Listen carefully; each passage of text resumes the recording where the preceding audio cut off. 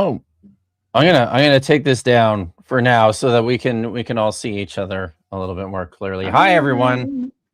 Look who's here. Look guys, it's Jase from the Hebrew Cafe, which is awesome. We love it when Jase is here.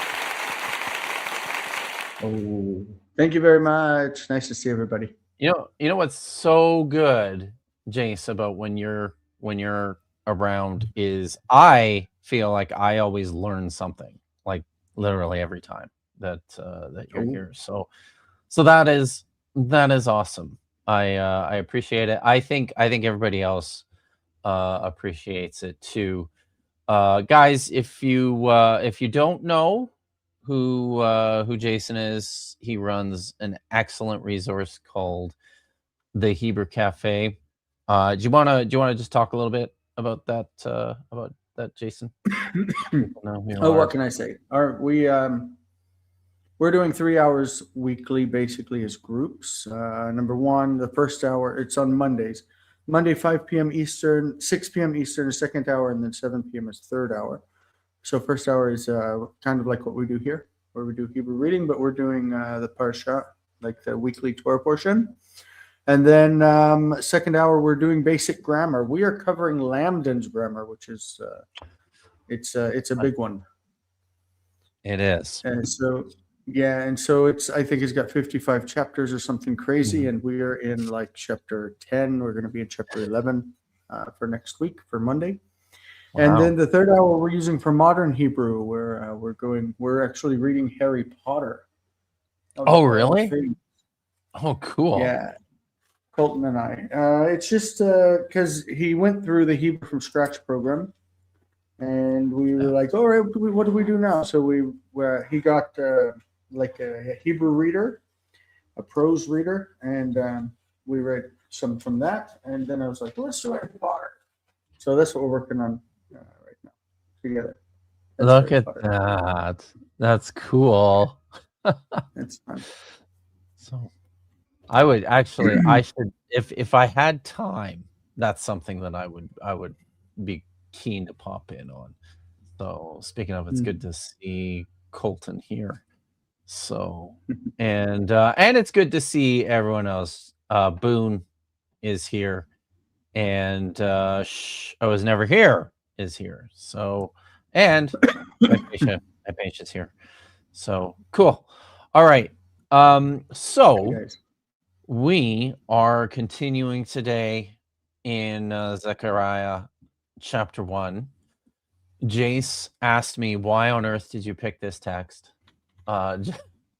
just before I started? Because honestly, it's a little bit, a lot of it's a bit weird in places. There's a lot of strangeness in this text, but yeah, it's well, I mean, I kind of landed on it, so here we are.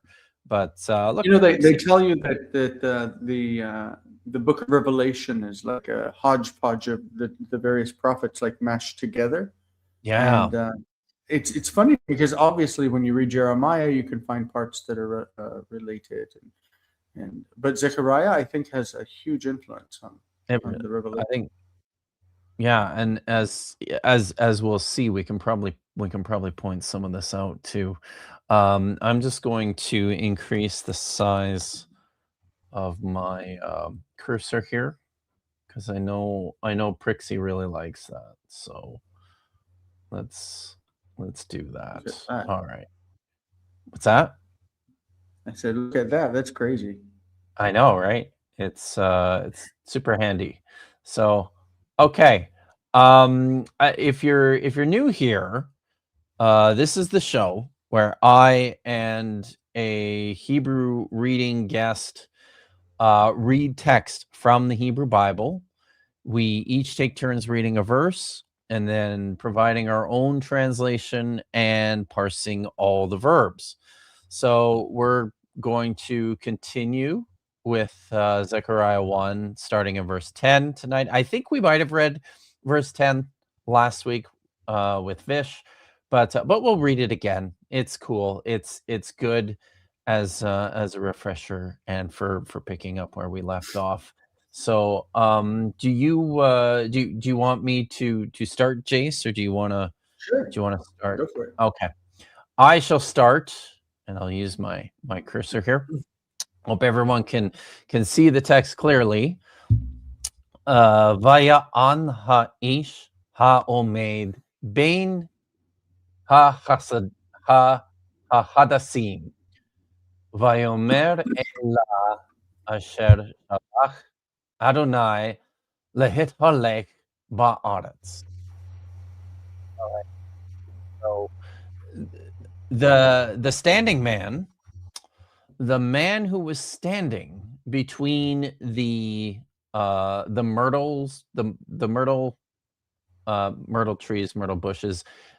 You said something about what these should be before we went live, I think, didn't you?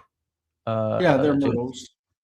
Myrtles. The man who was standing among the myrtles. It's Bain Hahadasim, between the myrtles, literally among the myrtles, answered, and he said, "These are, I guess, those which Yahweh has sent to walk about on the earth." And the verbs here, the first we have vaya on, is a cal imperfect, third masculine singular from na with the vav consecutive. The second is a participle. Ha-omed is a masculine singular participle in the cal, prefixed with the definite article.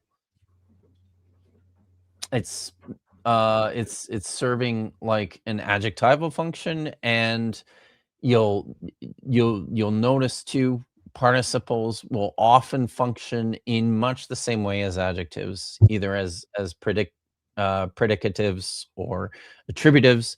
In this case, this is an attributive. It's like in the attributive position. You'll notice that it agrees with the noun ha'ish in this case in terms of gender and number and definiteness. The man, the standing one, the man who was standing between the myrtles. Then we have Vayomer, which is a cal imperfect, third masculine singular from Amar with the vav consecutive.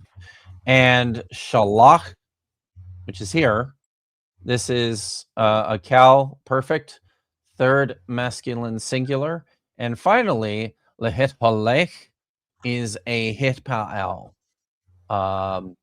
infinitive construct prefixed with the preposition lamed from halak. I think I mentioned this last week, and I do talk about this on occasion because I think it's neat. We think of the hitpa'al generally as a reflexive stem, as action that the subject will perform on themselves. It can also provide the sense of like continuous action or customary action, things that somebody does repeatedly or is accustomed to doing. And that's what we have here.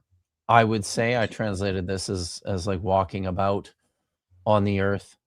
Something else that I often like to point out with this particular form of this particular word is that the hitpaal of halach is used with some frequency with respect to the movements of divine beings. Yahweh hit halach about in the garden of Eden in the cool of the day in Genesis chapter 3, towards the end of chapter 3 there. Both Noah, Enoch hit halach, he walked about with God, and then he was no more. In the famous courtroom scene in Job chapter 1, the Satan is said to have been hit halach. He's been walking about on the earth. And that's what we have here. This is with reference to the 4 horses that appeared in the earlier part of this vision. So Yahweh sent them out to walk about, to investigate probably the happenings of the world, of what people are doing on earth. So you got anything And there were 4 horsemen in the Revelation also. So. in the Book of Revelation, right? Yeah, Well, the exactly. NRSV says patrol. I like that. It says what? Patrol, to patrol on the land. Patrol. Oh, that's good. Yeah, I like that. So, and I think that's very. I think that's like an identical sense to what you read of the Satan in the Book of Job. I think the horses in Zechariah here are white and red and another red. And was there another color? I don't know. In the Revelation, it's white. It's white, red, black, and pale. Right. Right. It's interesting. He's only got he's only got 3 colors: Adumim, Shirukim, Ulvanim. So red and another red and white. So, but nice. yeah. So all right. Was all the right, yeah, go ahead. No, I was just going to ask the pale horse in the Book of Revelation. Was that the horse that Death rode? I think that's I believe that's right. Yeah. Okay. Verse where were we? Verse 11. Okay. So yours started with Vaya'an, and mine is the plural. Vaya'anu et malach Adonai ha'omed ben hahadasim. This is interesting that your verse hahadasim right above doesn't have a reduced propretonic syllable. That this is one true. does. It's got a full one. Everyone can see that underneath the hay. And here it's got the composite shavah, the hataf patach. Yeah, this is what we would expect. Vayomeru hitalachnu ba'aretz v'hinei chol ha'aretz yoshevet v'shukatet. So this is from the word sheket, which is silence. All right, so verse 11, it says, and they answered. Okay, these are the ones that he's talking about. They answered the angel of the Lord, the one standing among the myrtles. And they said, we have patrolled in the land. We have walked about in the land. And behold, all the land is sitting and being quiet. Meaning that there is no war going on, right? So Vaya'anu is the verb consecutive, the Vayiktol of Ana. Ana is he answered. So they answered. In this case, they're taken as directly answering the angel of the Lord, and so it takes it as an object. Even though normally we would expect it to have a lamed prefix. Vaya'anu lemalach Adonai. Haomed is still an adjectival participle. The participle is the verbal adjective, of course, and in this case it is almost like a relative clause. They answered the angel of the Lord, who was standing, or the one standing among the myrtles, and they said, Vayomru, this is Vayiktol of Amar in the Kal, and means they said. And then basically they said that they have accomplished what he said that God sent them out to do. Because in the previous verse that you just read, these are the ones whom the Lord sent out to roam about in the land, or to walk around in the land. And they said, we have walked around in the land, and behold, everything's quiet and peaceful. Right? The land is all the land, sitting and being quiet. So Yoshevet is a participle from Lashevet, Yashav, sit, and Shoketet, which is in the pause, is Shokatet, is also a participle. Lishkot. This is interesting because you know that sheket is the word that we say for silence, but normally the verb associated with it has the K and T sounds reversed. So instead of shakat, we say shatak. And so lishtok is to be quiet. Yeah. Oh, okay. But those two switch around. When the T is in the middle, it's tav, and when it's at the end of the root, it's tet. And I don't know why. Oh, wow, that's interesting. Huh. Mm. Cool. Okay. So we, right. by the way, it appears in the kal. Lishtok is to be quiet, and to make someone quiet, to quieten somebody up, you say lashtik in the hifil. Excellent. Yeah. Okay. Cool. All right. Verse 12, right? Yes, that's where we're at. Okay. If you look through it, your verse 10 started with Vayan, 11 starts with Vayanu, and 12 is Vayan, and 13 is Vayan. That's cool. Yeah, it's very repetitive. It's very formulaic. This text. So Vayan malach Adonai, Vayomar Adonai Tzabaot ad matai ata lo terachem et Yerushalayim ve'et are Yehuda asher za'amta ze shvi'im shana. And so the angel of Yahweh answered, and he said, Yahweh of armies, Yahweh Tzebaot, Yahweh of hosts, Ad Matai is like until when. How long will you like withhold compassion from Jerusalem? It's like, how long will you not be compassionate towards Jerusalem and the cities of Judah, which you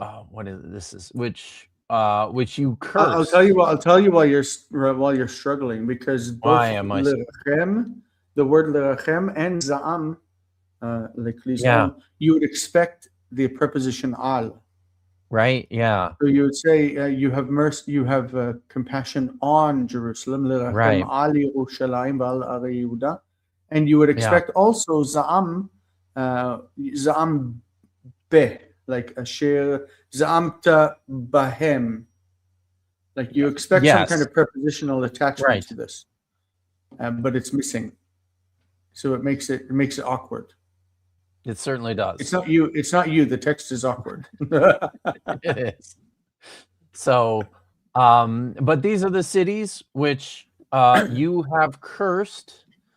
That is singular, but it feels like it's these 70 years. That so this is you know, we didn't talk much or at all when Vish and I did the text last week about the setting for Zechariah, but this is set at the conclusion of the exile, when the returnees are starting to come back to the city of Jerusalem, and they are this is sort of the words of encouragement and prophecies that are being pronounced on them to rebuild the city, and especially to rebuild the temple and restore the worship of Yahweh there. So yeah, Yahweh has cursed the cities for 70 years. And how long will they remain that way? It's like Jeremiah said 70 years, and then Zechariah is coming along and say, hey, look, these 70 years have happened. It's what was the other one? Now. Daniel comes up and said 70 years, we got a problem, you know. Everybody's really obsessed with that 70 years. They really are. So, all right. So for the verbs, we have vaya on once more is a cal imperfect third masculine singular from anna with the vav consecutive. I didn't point it out in the other places, but my current Hebrew students should pay attention that this is a third hey verb in the in the third masculine singular imperfect. That hey is going to just drop right off, which is why you are left with only the two letters from the root. Vayomar, Vayomar, sorry, we know cal imperfect third masculine singular with the vav consecutive. And then we've got tirachem is a cal imperfect second masculine singular from racham, which means like to comfort. And then it's za'amta is a cal perfect second masculine singular, and I think that's also is that a feminine suffix on the end of it too? Oh no, it's just the Or hey is is it just not normal. it's just a lengthened form? Yeah, like what That's we what we're find in the dealing with Dead Sea here, yeah. Scrolls a lot. Yeah. Okay, and that's interesting. One of the things what Jase is pointing out here is we ordinarily expect just the tav with the comets for the verbal suffix in the perfect, but we also have the hey here.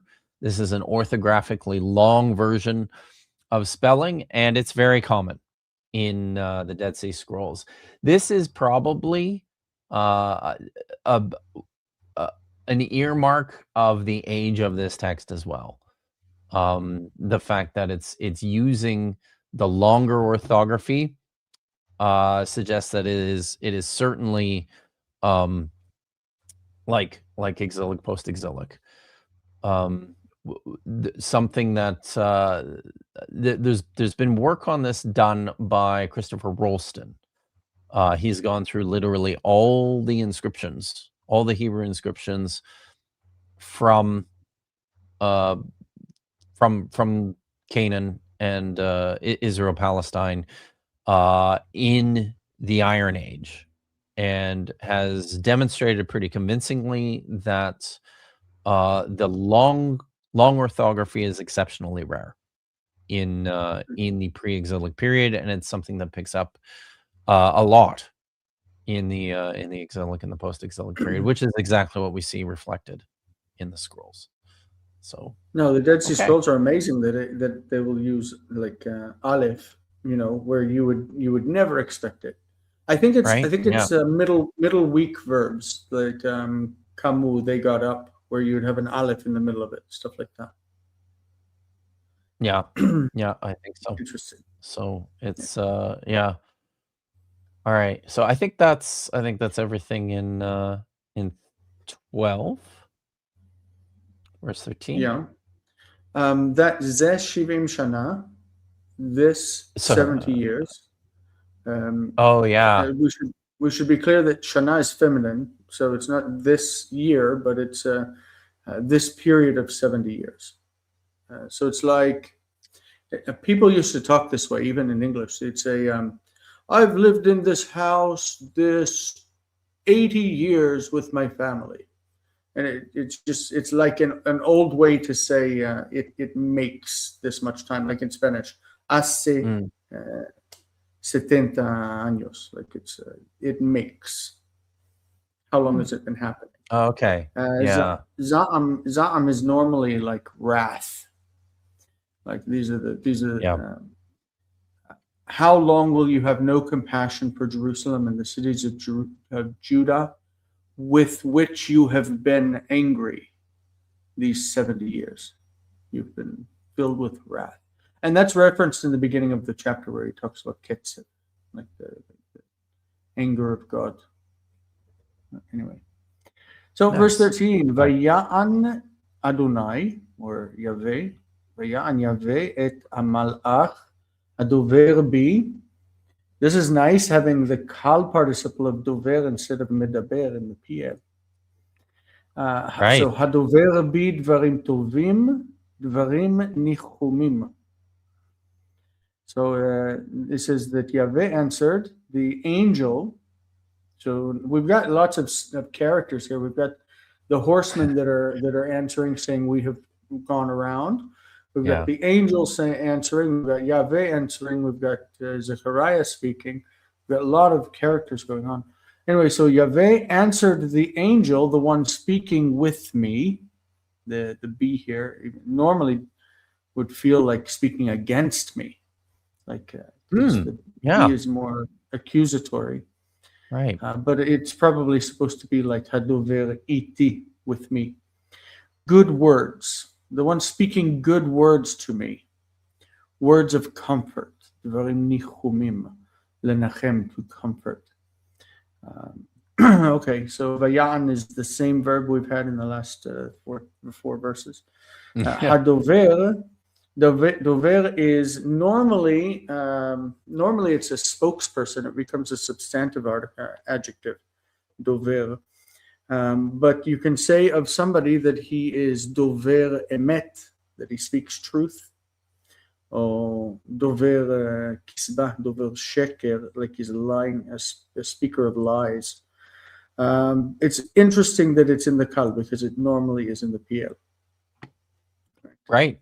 Yeah. Speaking. It's kind of strange that nichumim is being treated like an adjective because it is a plural noun. Nichum is this is interesting. Words, compassions. This the form actually became in Mishnaic Hebrew and in modern Hebrew the standard gerund for the PL. So the PL is like ledaber, to speak, and the gerund, that is the verb as a noun, is diber or dibur. Dibur. And so we have here nichum. Right. It's a gerund. Okay. So dvarim nichumim should say divrei nichumim, words of compassion. Yes. Right. Okay. Yeah. Interesting. But still, I mean, it's understandable. The text is understandable. You can see it seems to represent to me like a lot of the oddness that we're seeing so far is probably because Zechariah is writing as a second language user. I mean, that's what it seems like. Yeah. Okay. So that would be, and I mean, if this is actually a text that finds its roots in the that coming out of the exilic community, that's an interesting wrinkle, right? Because these would probably then be primarily Aramaic speakers with the text. So all right. Colton says over that it's Zechariah hinting at our boy Nehemiah, and I said Nehemiah Gordon. But ching. All right. Verse 14. Vayomer Elai hamalach hadover bi kira lemor. Ko amar Adonai Tzabaot keneti lerushalayim Uzion ken a gedola. All right. Then the angel who was speaking with me said to me, call out, cry out, or shout, saying, thus, or so says, so he has, so Yahweh Sabaoth has said. I was jealous for Jerusalem and for Zion, a great jealousy. Or yeah, I guess that, or that jealousy was great. I guess you could or with a great jealousy, something like that. But you've got to supply some stuff there to smooth it out. All right. Vayomer, we know. Cal imperfect, third masculine singular with above consecutive. Hadover, we also know, is the masculine singular participle. A cal, masculine singular participle with the definite article. Ki'at is a cal a cal imperative, masculine singular. So this is the directive, the command form of the verb. Lemord is a cal infinitive construct from amar with the prefixed preposition lamed. Amar is the cal perfect, third masculine singular of amar. Kineti is a PL perfect, first singular from kana, which means to be jealous. And I think that's all of them. So yeah, that looks right. And that's a cognate accusative. Kineti kin agdola. I have jealous a big jealousy. I have, sorry, say it again. I have Kineti kin agdola. I have jealoused a big jealousy. I jealoused a big jealousy. I like that. That's good. So it happens a lot with like I have loved a great love. Right. Yeah. Blah, blah, blah. Nice. Okay. Cool. Or in the next one, verse 15, where he says, I have katsafti a ketzef. Yeah. So verse 15, the ketzef gadol ani kutzef. There's the verb kutzef as a participle, and ketzef as a noun as the cognate accusative. Al hagoyim hasha'ananim. Sha'ananim. Asher ani katsafti me'at. Vehema azru l'ra'ah. Okay, so ketzef gadol ani kutzef. The beginning phrase, it says that ani kutzef is I am angry. It's from the frothing at the mouth. Ketzef is normally foam or froth. Oh, like you get ketzef in your cappuccino. I like that. Wow. Yeah, and so I've become very angry. Yeah. At, this is al. When you're angry. Al in Hebrew, and it means at in English. I'm very angry at the nations. Hasha'ananim. Sha'anan is like when you're not really paying attention. You're like you're just going through the routine and everything is quiet and nothing is scaring you. What do you call it? Shigra is routine. Sha'anan is like whenever you're just not paying attention because your brain is on autopilot. You know? Okay. And they're not paying attention because they're living in peace and quiet. As we saw earlier, yes. Yeah. And then the next word, asher, should be taken like ki. It's the explanation. Because. Mm-hmm. Asher ani katsafti me'od, because I was me'at, I was a little bit angry. Katsafti me'at, I was foaming a little bit. Vehema azru l'ra'ah. And they assisted, they helped for evil. In other words, they made it worse. I was a bit angry, and then they really pissed me off. Hmm. Yeah. Notice the. Anyway, so. I was just going to point out Azru, the root here. This is the same root that appears in Genesis chapter 2.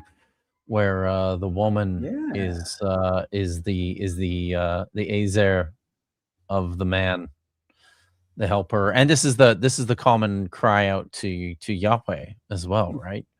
My help. And the name of the priest, Ezra. I was thinking in Daniel's 70 weeks prophecy. That's chapter 9, right? Doesn't he Yes. say that the end would come with a flood? And I think He does. doesn't he use the word ketzef? He might. I don't know offhand. I'd have to look that up. Let's see. But chapter 9.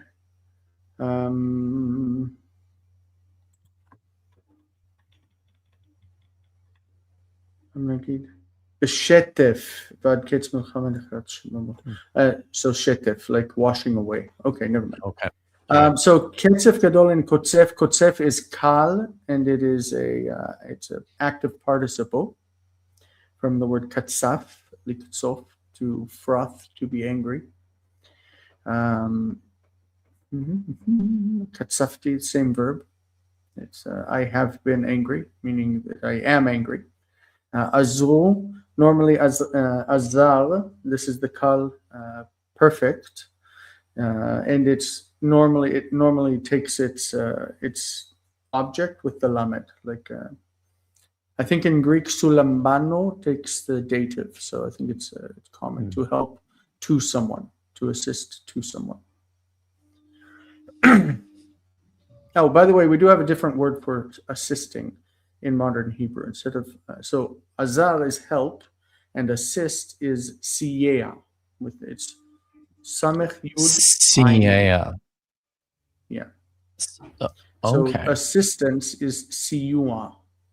Siyua. Like that. Nice. This is the word that I put in there. Oh, you're putting it? Oh, there we go. It's this one, guys. Siwa. Doesn't it look like a funny word? But that's a real word. It really does. Yeah. All right. So we're on to the next page here, verse 16. Okay. Look. Zechariah is the one who talks later on about the temple will be built. Like yeah. That's right. That he will be a priest upon his throne. Yeah. Yes. This verse reminds me of that. It's an interesting text, for various reasons. Lachen ko amar Adonai, shavti lirushalayim, barachamim beiti Yabane ba. Neum Adonai Tzabaot. This is a Ketiv Kari. This is Vikav. Vikav. Yes. Vikav. I think it's a line, like a plumber's line. Yeah, it is. Vikav Yinote al Yerushalayim. I like that you did that Yibane, because that is they call it nasog achor. It means that the accent is moved backwards. It's supposed to be Yibane, but the accent is moved forward, like beiti Yibaneba. Yibaneba. Like it's an interesting thing. Yabaneba. Nice. And you said it right. I did it by accident. That was a very that was a very happy accident. So I just So do you there's still, I've been reading it for years, but it still feels like there's just way too much going on in the text for me to actually track all the accents. So anyways, so then, but do you see all the Masoretic circlets on 16 where every word has a circle? Yeah, that's a lot. Like in the first Why? line? Yeah. I don't know. We should check BHS and see what's going on. These are cantillation marks, aren't they? Well, normally this would be like indications to look in the margins of the text.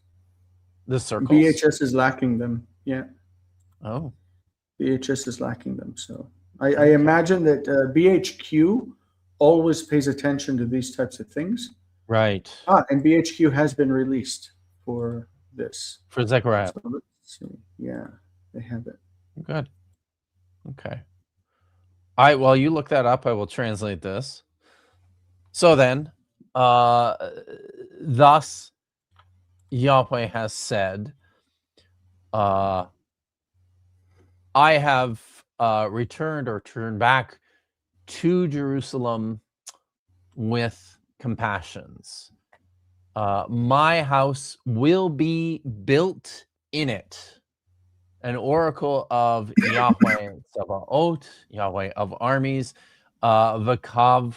This is this is a misspelling. It should just be Kof Vav without the hey.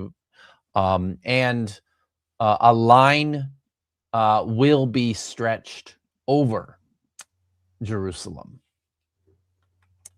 So for the verbs, we have I wonder, Amar. is the idea of stretching a line for measuring? I think so. Or for squaring, right? I guess it could be either.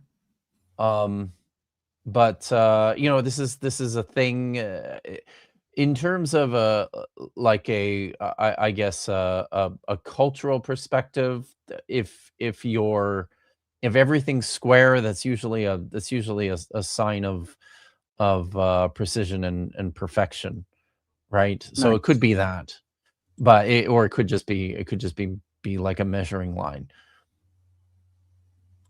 So Amar at the top here is a cal perfect, third masculine singular.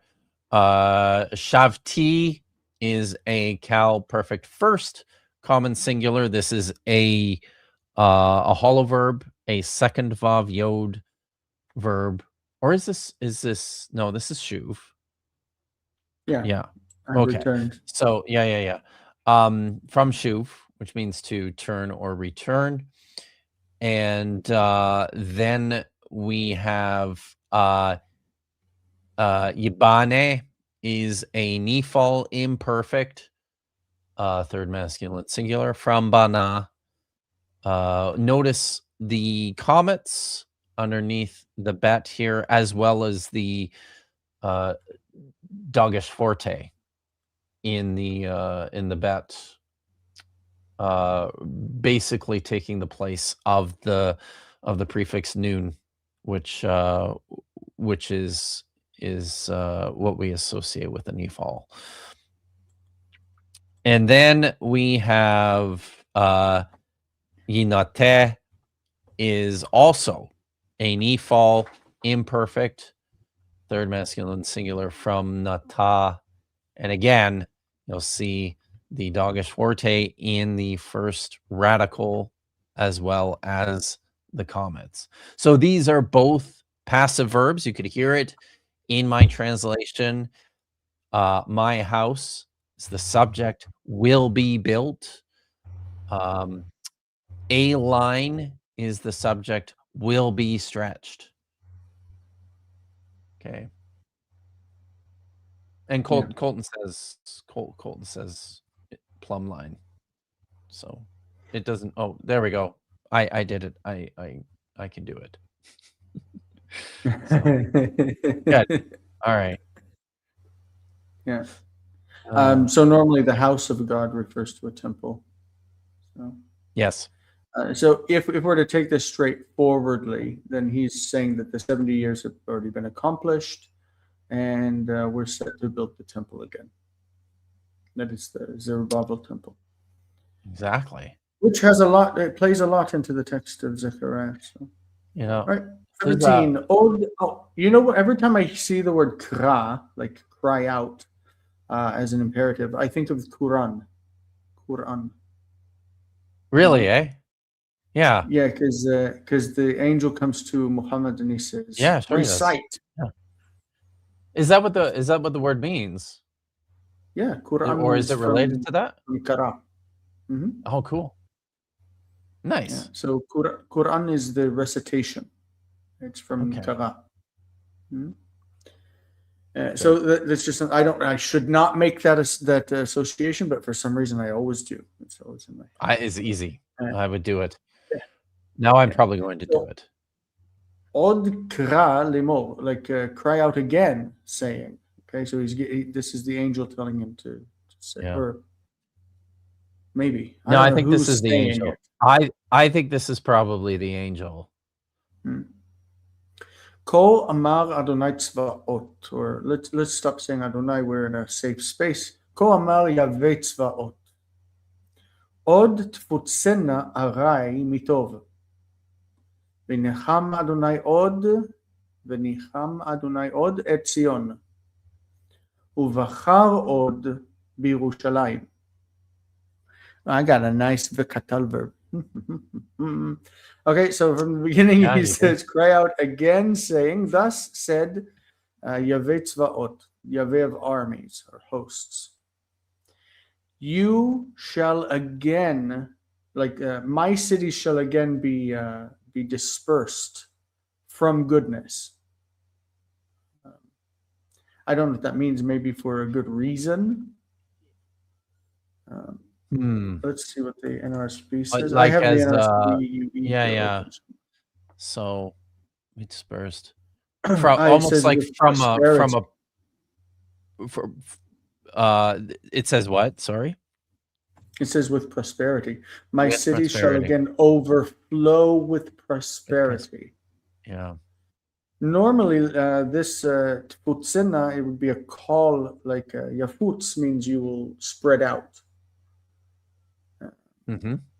So, and it's the opposite of leafitz. Leafitz is the hifil, where you spread something out.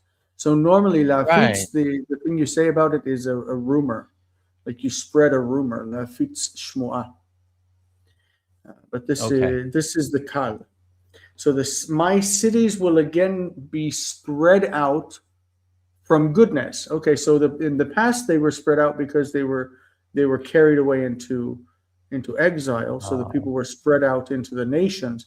But now he's saying that his cities will spread out because they have so much goodness, so much prosperity. Okay. V'nicham Yahweh od et Zion. So God will have compassion again on Zion, that is on the mountain in Jerusalem. Uvachar od b'Yerushalayim. Bachar this is vekatal, and he will choose. He will again choose Jerusalem, whereas he had been angry and despised his people, but he will choose them again. So verbs, we've got kra, call out, cry out. It's an imperative, kal, masculine singular. Thus said Adonai tzvaot. So this is amar, he has spoken, he said. Tfutsena is the ena ending is the second and third feminine plural in the iktol. The exceptionally less common. Is like, yeah. So timtsena means you will find or they will find. The second and third feminine is the same in the plural.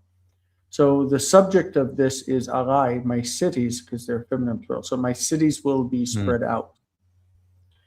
Venicham is vekatal, and it is God will comfort. Lenachem is to comfort. So God will comfort Zion again. Vekatal means it looks like the past tense, but it's we would say it's inverted. Like the nicham is the past tense, but venicham he will. And the same with bachar is the past tense normally. Uvachar he will choose.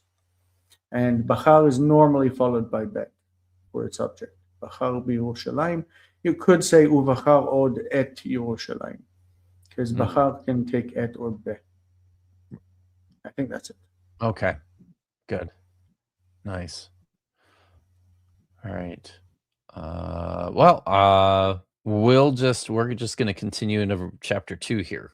This is it's an unusual place. It feels like to put a chapter break, honestly.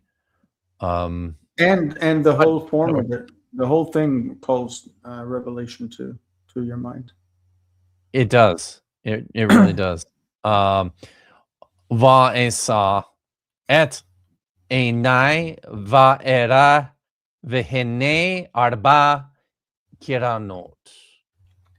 And I lifted my eyes and I looked, And behold, 4 horns.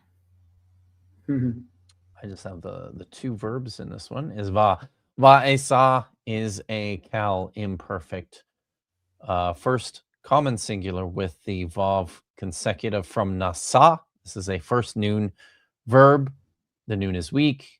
It will often disappear. It will disappear, I think, almost exclusively when you attach the verbal prefixes to it, and the second radical is doubled as a result. Va'ere is also a cal imperfect cal imperfect first singular from ra'a, and with the vav consecutive. So this is the third hey verb. Again, the hey has dropped off, and ra'a, the vowel pattern with ra'a always looks a little bit different. I think that's it, Yeah. right? So the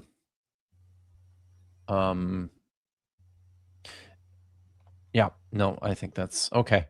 Cool. I think that's it. Do you want to do verse 2? And it's probably Sure. all. Oh, we'll see. Well, maybe we can squeeze one more in after verse 2 too. It's weird that the NRSV and the NIV move this into chapter 1. They make it Right. verse Yes. 20, 21. Yeah, that's right. I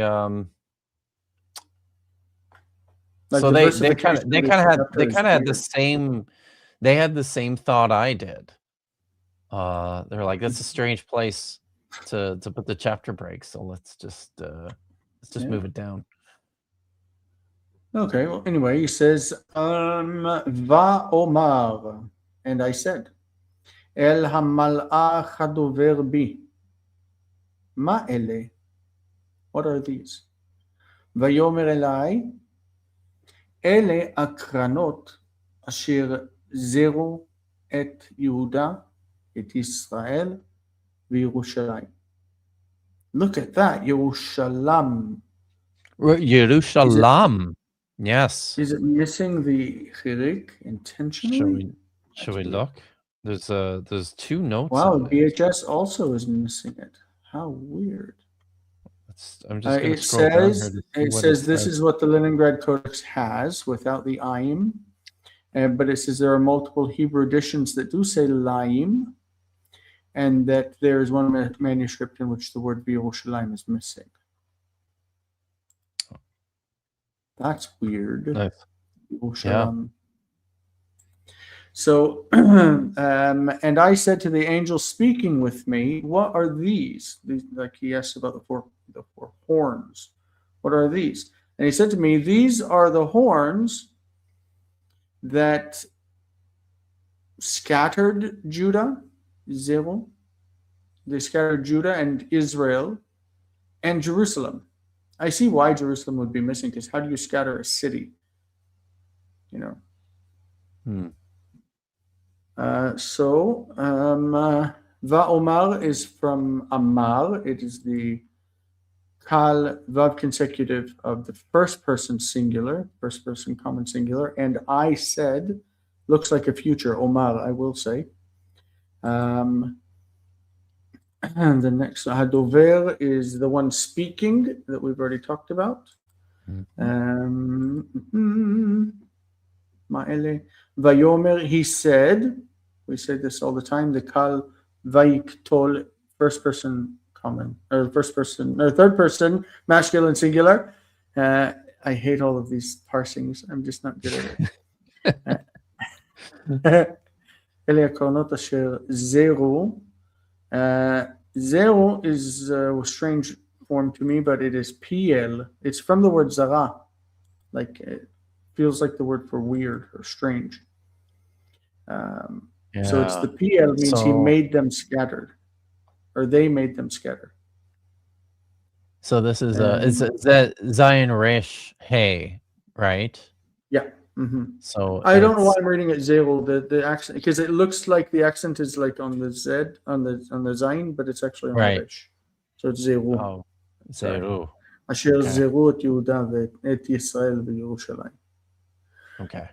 So they scattered Judah, Israel. So what are these four horns that would have scattered? Normally a horn in prophecy, I guess, is like a king. But I don't know what these four horns are. I haven't read this. I've not looked ahead, so I have to. The text is surprising me. Yeah. All right. This so maybe it's maybe worthwhile just to say something about what's going on here with this verb, because it's a PL and it's a third hay verb, but it's also middle weak with that resh is oftentimes a weak letter. So it's the third letter of the root. The hay is going to disappear with the attachment of the verbal perfect suffix. And then where you'd ordinarily expect to see the dagesh appear in the resh, as the case would be in the PL, it can't, because the resh won't take the dagesh, and as a result, the hirik underneath the ze lengthens to a tsere. And we call that, it's my favorite, we call it compensatory lengthening. So, all right. Yeah, it's just a couple of minutes. Whoopsies. Just a couple minutes before 6. So I think will. Well, let's just answer the question. What are these four horns, real quick? Because it just he just says the Lord said these are for craftsmen. Okay, so that's one. Yeah, that's the other really interesting thing about this text too, right? Like, this is a very important text for later developments of messianic ideas in rabbinic Judaism. The four craftsmen in Sukkot, I think, in Babylonian Sukkot, they get like a whole. They get a whole life of their own in there. So, all right, let's put that away. I did flag that was cool. It was, right? Yeah. Cuneiform guy says it would have been better if the unicorns had if they had unicorns and painted ponies. We could pretend that's what they what they are. Colton asked a question about I'm trying to remember what that was with reference towards now. I think you answered it in the chat though, or maybe you said you'd think about it. I don't remember what it was. Seeing that question. Do we think that vowel difference is the difference in the accent weights? Let's see. I could probably. There's not so many. Oh yeah, it's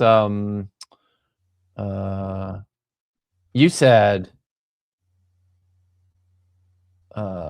maybe that was with that was something else, I think. Maybe that was about the time. Yeah. Shoot, now I don't remember, Colton, what you were talking about. I'm sorry. So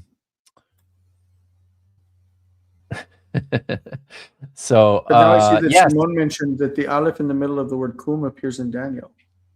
Yes, it's true. Cuneiform guy points out that the exile was 58 years, and that's probably closer to true. But 70 is important. It's a significant number for the theology of the empty land and its requirements, its Sabbath requirements.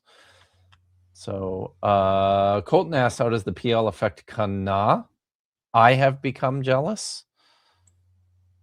Is that I don't think it appears in the kal. Like, I think it just appears in the it's just one of those verbs. So likane is to be jealous. So he says that he was asking about the propretonic vowel in hadasim. That's right. Yes. I didn't see anything weird about the accents, but let's look up. Simone wonders where I got my knowledge of messianism and Talmud Bavli from. Apparently in the BHS, it actually is reduced. It says Vayana Isha Omed Ben Hadasim, and it has a reduced syllable. I don't know why. It's a standard construction Merchat Tipcha. It's not. There's nothing fun about the accents. Okay, cool. All right. Well, that is that's going to do it for us for tonight. We should do some lessons on how to sing the Torah trope sometime. You could do that. I will not be doing that. You don't like singing? I would. Well, I mean, I used to love singing when I was a lot younger, but then when I stopped going to church, I stopped singing. And I probably think, I don't think I was ever a very good singer, but I'm probably as good a singer as I was, which wasn't very good. I'm probably not even that good anymore. So because it's a muscle, right? You gotta work that to keep it in shape. My father is a singer, but if you are going to teach singing the Torah, that is something I would also check out. Totally. The Jonathan that appears with me on the Hebrew Cafe, he always laughs at me because the songs that get stuck in my head are the songs from when I was a Christian. Like I get Stephen Curtis Chapman and Amy Grant and DC Talk. They're all like rattling around in my head up there. The Gaither vocal band. Listen, I'm with you, noise ending. I also do not like the circle samic in the what's in it the supposed default, to be? Well, in the default computer script, right? It's just a circle, whereas in like the more stylized script, it's the line. Right. Yeah. So I always just write it as a circle. In Israel, it's a circle. yeah. I see that a lot. So D Davam says there is joy to be had in singing. Teach Psalm 121. With singing, I assume. So there you go, Jase. Now I leave that to Psalm you. 121 is the one that says, I lift up my eyes. The Song of Sense. That could be. I lift up my eyes to the hills. Okay. Where does my help come from? This is a beautiful song. Yeah. Yeah. So there's a really good version of it that it's popular in Israel. It says nice. Shir lemalot esainai le'arim me'ayin yavo Ezri me'im Yahweh. I change it. They say Hashem. Ose shamayim va'aretz al yiten lamot raglecha. Very, very good. That's chapter. Nice. Really wow. Yeah. Excellent. So, and whoops, there he is. D Devam is very appreciative. So, do you have stuff happening on just like I said at the beginning, like we are covering chapter 11 in Lambden's grammar at 6 p.m. on Monday. That's 6 p.m. Eastern. Basically, we have jumped foot first into the katal, the past tense, and we're going to be doing third aleph roots in the next lesson. So that's fun. Grammar. I'll tell you, like I think I've said it a million times, but when I was studying grammar in Bible college, by the time we finished the first year, I was ready never to look at Hebrew again. Because grammar is a nightmare, but really I love grammar, so I try to make funny how it that works, right? Interesting as I can. Yeah. Cool. Yeah. Hey, were you you started working on something, didn't you? As a result of me bugging you about Roundabout and his interesting. I'm just writing a blog post and basically because I find it what I find weird about it is that normally we think that there are two ways. Either you accept science and you say, okay, this is the data points in this way and that's how it is about the earth and its shape, or you accept some, mythology, and and that's the way it is. You buy into a dome, and if you shoot a rocket, it's going to hit the dome up in the sky and all this. But for some reason, this guy wants to have his cake and eat it too.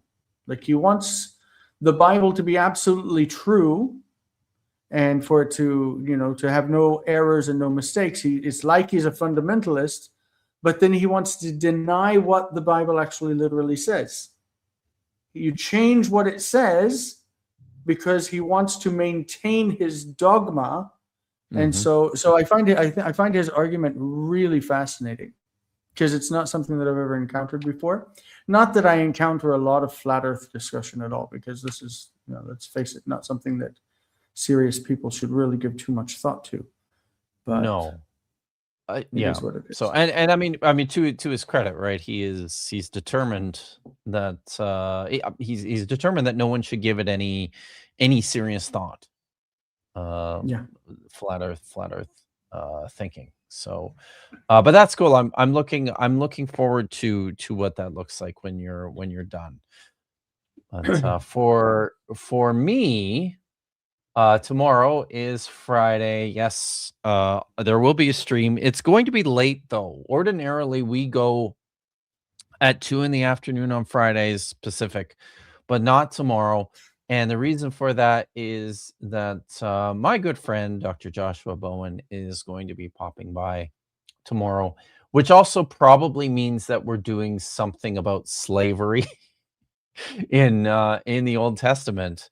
I took a peek at it. I'll let you know. There's this really obnoxious creator, and I use that term extremely loosely because this guy over at Daily Dose of Wisdom doesn't actually all he does is churns out recycled material from others. So it's not even creating so much as just repackaging, which is like just super annoying. That is like a tier above the plugging in some prompts into an AI engine to produce a video, right?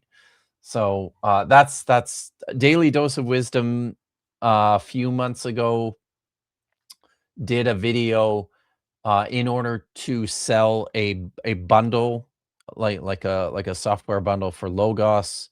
And as part of his video, he thought he would show how you can use these language tools with Logos Bible software. The problem is you have to know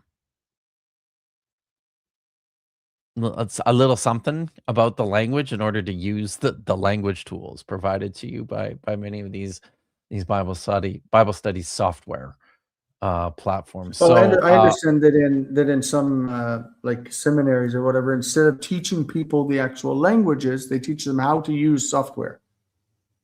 Yes, and people think that the software can do all of it for them, but they, as you know, there's a it just you have to understand how the language works if you're going to pontificate on the nuances and the intricacies of the language. So yes, Prixie's excited for it. So that's tomorrow. We will start at 5 o'clock Pacific, 8 o'clock Eastern, because Josh has children. So that's Friday. On Saturday, I expect I will be on Dapper Dinosaur's channel at 3 o'clock Eastern, noon Pacific. And then in the evening at 10 o'clock Eastern, 7 o'clock Pacific is another episode of Budget Scripture Saturday with my co-hosts, Dr. Tapioca Weasel and Nitty. So that'll be fun. Oh no, Jase, you enjoy Logos. Oh, I do. I started using Logos back in 1998, and it was a really old version with like legacy fonts. Like you couldn't Yeah. copy it and paste it into a Word very That's well right, yes. because it would, And you had to so I write found everything back. You had to write everything backwards because it wasn't Unicode. Yeah. Yeah, there was no Unicode. It was all legacy fonts. So Yeah. strange. I'm so glad that Yes. things have changed.